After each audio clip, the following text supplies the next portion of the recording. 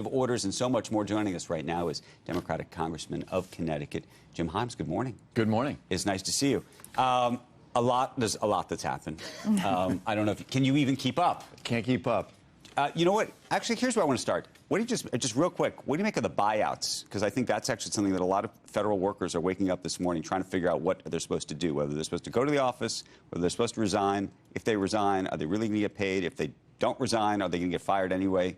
6 months from now, what do you think is supposed to happen here? That we're watching right now. On the one hand, you know, just the sheer volume and audacity of it is unbelievable. But then there's a serious side to this, too. You know, as Senator Tim Kaine said yesterday, there is no authorization for this program. There is no money for this program. And with no money, there is no program. And so what worries me right now is the sort of human toll, which is that a lot of guys maybe in the federal government who are 2 years from retirement say that's a great plan and take it, right. But there's no money. And so it's fake. You think it's vaporware? I think it's fake. Yeah.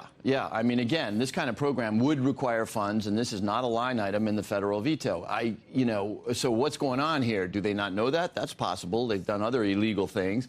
Or is it just that they're trying to sort of create this sense of uncertainty in this bureaucracy? Can you that they explain don't this? And this is like that I'm just trying to grapple with. And I try to say this as apolitically as possible. So we had Ted Cruz on a couple days ago, and we were talking about the law and just people. By the way, he's a lawyer. You said people that this president's doing illegal things. You know, we were looking at, for example, this idea that the president had fired these inspector generals. Which, by the way, I'm not suggesting he's not the executive and he can't do that. The question is, the law the law is that you have to provide 30 days of notice to Congress, and there's like specific things you have to do. And then if you don't do them, you're breaking the law. What is happening insofar as, not Democrats screaming about it, because some Democrats are, but the Republicans that you know, that you trust, that you respect, who for whatever reason don't seem to be willing to raise their hand at this moment. And I'm just curious, just as a human, what you think of that. Yeah, look, Donald Trump is at his peak popularity right now. In fact, some early polling indicates that his negatives have gone up in 1 week, right? That's probably chaos. That's probably, concern about the fact that organizations all over the country right now are not getting their promised federal funds.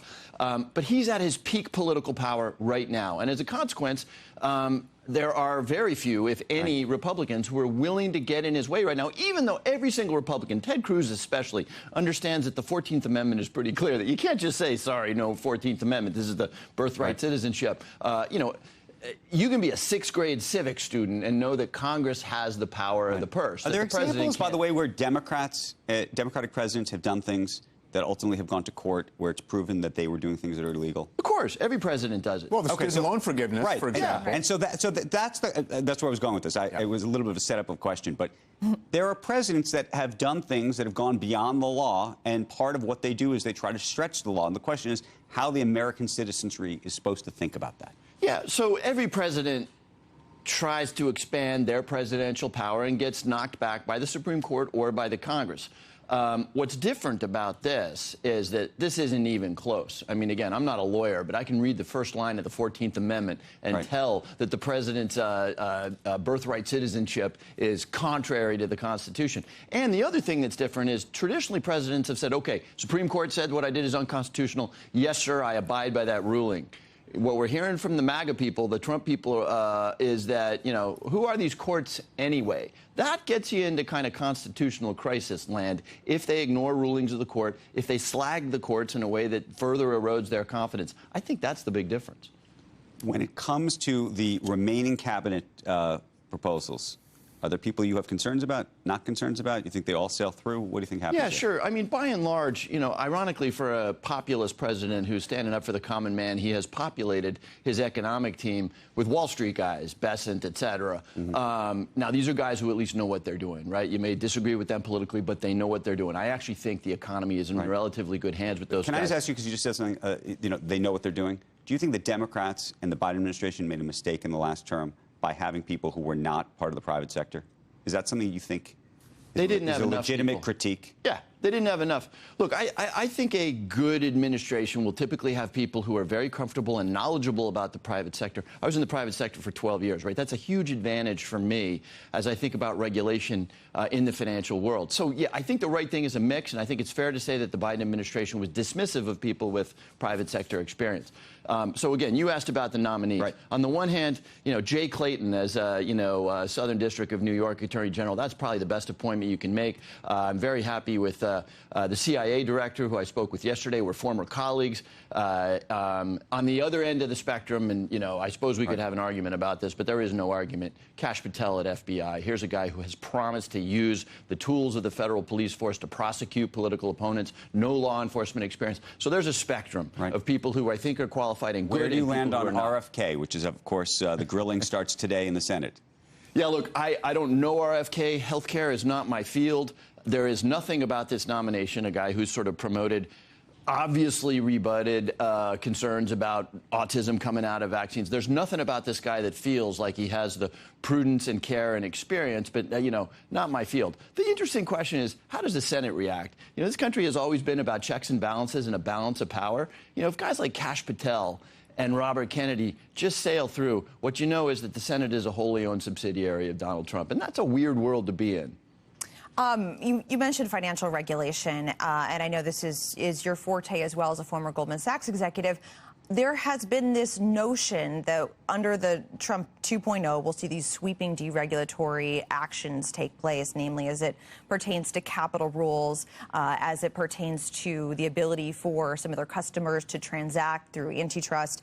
What do you see transpiring? Do you feel like in the halls of Congress there is a will to have this deregulatory regime that so many people in the market are expecting? Yeah, interesting question. On financial regulation, that's a tough question. There's always a pendulum, right? There's always a deregulatory moment, as there was, say, in 2002, 2003, followed by a 2007, 2008 major meltdown because people realize, holy smokes, the regulation wasn't what we needed. So that pendulum swings.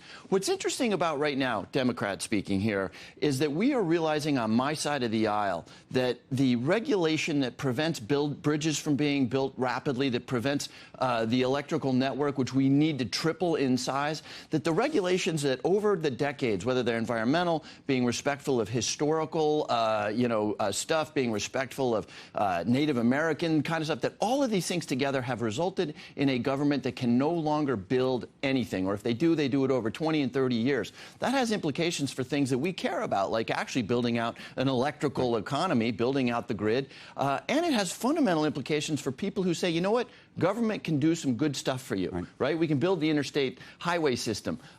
Today, it's almost hard for government to deliver. So guys like me get excited about the possibility of permitting reform and what that might mean for building stuff that actually makes people's lives better. I have two quick questions. I know we're going to run out of time. TikTok, do you have a view? I mean, I think, by the way, companies right now don't know what to do. So Apple and Google say, I can't keep it on the phone because they're scared. They say the law is the law, and Tom Cotton's out there saying, if you do this, we're coming after you, meaning if you keep it on the phone, we'll keep it. But Oracle and Akamai are still operating this because the president has said, disregard the law, folks. Actually, I have 75 days to make a deal, and I'm going to. Therefore, you're protected. Are they protected? What should they be doing? Yeah, look, it's chaos. It's chaos. And start with where I am. I voted against banning TikTok.